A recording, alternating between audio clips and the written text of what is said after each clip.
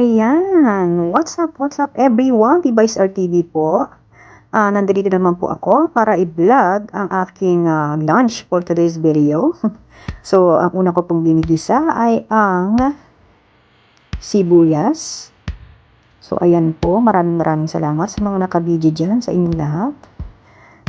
Susunod po natin ang bawang. So, bawang po ang susunod natin igigisa. Lulutuin lang po natin siya ng mga 2 minutes, halu-haluin lang po natin.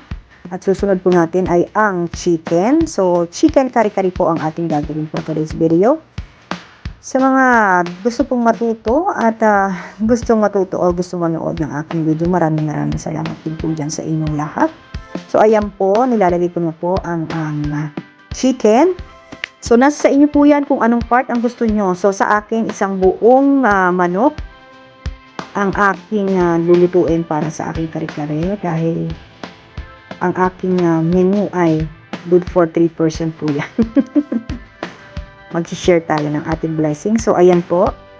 Lulutuin natin siya ng 3 to 7 minutes para sa akin. At pagkatapos, every 2 to 7 minutes, babalik na rin po natin ang ating chicken para sa kanyang another side. Ayan. Mag-iingat po tayo sa pagbaliktad ng manok. Ayan, para hindi po siya naduduro. Ayan po. Nasa inyo po yan kung anong gustong part ang gusto ninyong gamitin sa inyong pagluto ng kare-kare. Ayan. Nabaliktarin natin hanggang sa maging brown po ang kanyang kulay. At malalaman niyo naman po sa inyong pagluluto kung ito po ay luto na o hindi pa. Kapag po ay nagbago na po ang kulay ng manok. Ayan. Ayaw bumaliktad ng isa, nahihiya.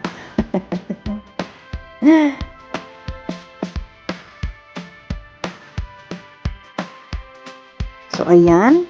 Halu-haluin po natin ang ating chicken para kumapit ang lasa ng sibuyas at bawang sa ating chicken, sa ating manok. So, pagkatapos niyan, ang akin pong nilalagay ay hindi lang po tubig. So, nilagyan ko siya ng chicken stock. Kasi, depende po sa inyong lasa. Kasi sa akin, ang chicken stock is nandun na po ang lahat ng lasa. Hindi ko na po siya lalagyan pa ng asin or patis. Ayan, takpan po natin. So, pakukulian ko lang po siya ng 3 to 15 minutes. Ayan. Hintayin po natin hanggang sa kumulo ang ating manok. Ayan. Pagkatapos niyan, syempre, titingnan natin kung ito ay medyo malambot na. Pagkatapos, saka ko na po ilalagay ang annatto powder. So, wala po akong annatto seeds. So, ang ginawa ko po, ang nabili ko lang po is annatto powder. So, ayan po yung aswete na kulay red. Ayan. Halu-haluin po natin.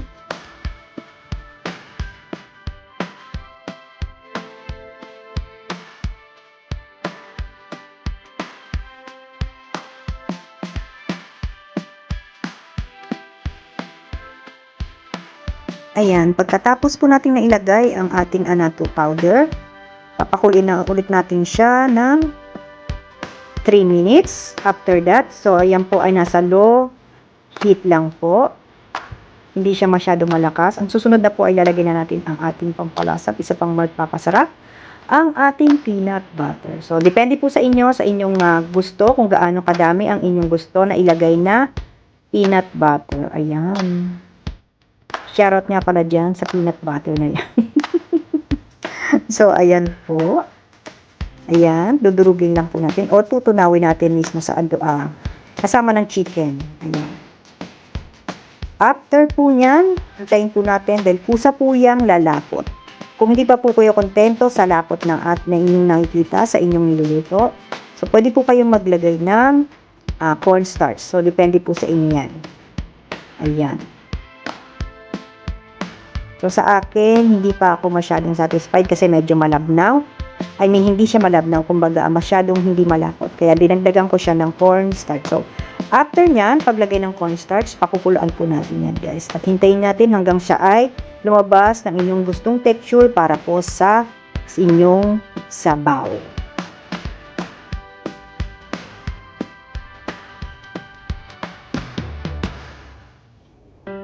Ayan na siya. Medyo malapot-lapot na ang ating sabaw. Kaya naman ilalagay ko na ang ating mga gulay. Ayan na ang ating eggplant. So, depende po sa inyo kung gaano karami ang gusto niyo ilagay na talong, ha? Sa akin po ay hindi ko po siya masyadong lulutuin ang aking talong. Lagi pong tatandaan na laging nasa medium heat or low heat lang po ang ating apoy para po hindi masyadong maluto ang ating gulay. Lalagay ko na rin po ang beans. Ayan. Depende po sa inyo kung gusto ilagay niyo. Sa akin po kasi beans po ang napili kong ilagay na gulay para po hindi po siya masyadong malambot o masyadong maluto kaagad. So, ayan. Hintayin po natin maluto ulit yan. Pahalu-haluin lang po natin saglit. Ayan. So, hindi pa po masyadong malapot ang aking sabaw.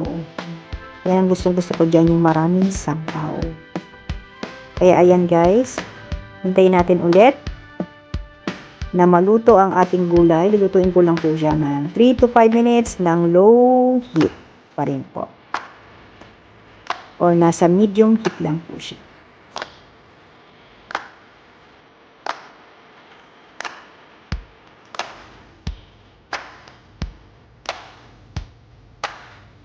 Ayan. Once na kumukulo na po, ayan na, kumukulo na ng ating gulay. Ating chicken at ating gulay. Ayan.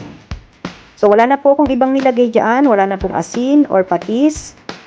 At hindi ko na rin po nilagyan ng paminta. Basta po ang aking panglasa at tamang-tama para sa akin ang chicken stock. So, ayan, pagkatapos niyan, kumulo na. Ilagay na po natin ang pechay. Ayan po. Huwag po natin masyadong lutuin ang ating pechay para hindi po mawala ang vitamina na nakukuha sa ating mga gulay. Ayan na siya. Masarap na sa amoy ko. Ayan, hintayin natin. Maluluto na. Ayan na. Luto na siya. So, guys, tara na at ating tikman ang ating lasa. Ayan, medyo malapot na siya. Yan ang gusto kong consistency na hinahanap ko para sa aking sabaw o lapot ng gusto ko sa aking chicken kare-kare. Pagkatapos nun guys, eto na tayo, titikman na at kakain na ako mamaya-maya. Ayan na ang resulta ng aking nilutong kare-kare ala karikoy. Ayan, thank you so much sa inyong lahat dyan. Ayan na siya. Kaya, ang sarap-sarap tignan. Ayan guys, tapos na ako nagluto ng kare-kare. Kaya eto na siya, titikman ko na siya. Tara, kain tayo guys. Ayan. So, ito yung chicken kung saan talaga namang malambot at pinakuluan ko naman talaga siya ng matagal para kahit papaano hindi siya makunat kainin. So, kaya kain guys with matching bagoong.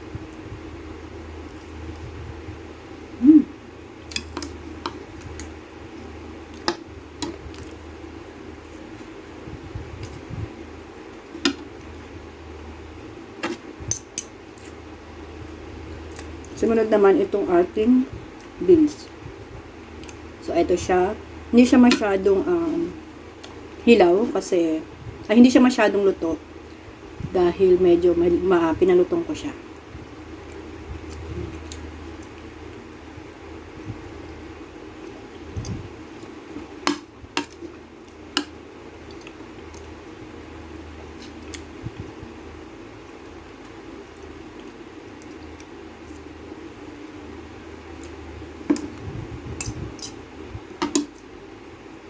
Kaya sa mga hindi pa po nakasubscribe at hindi pa po bell all sa akin channel, subscribe na guys.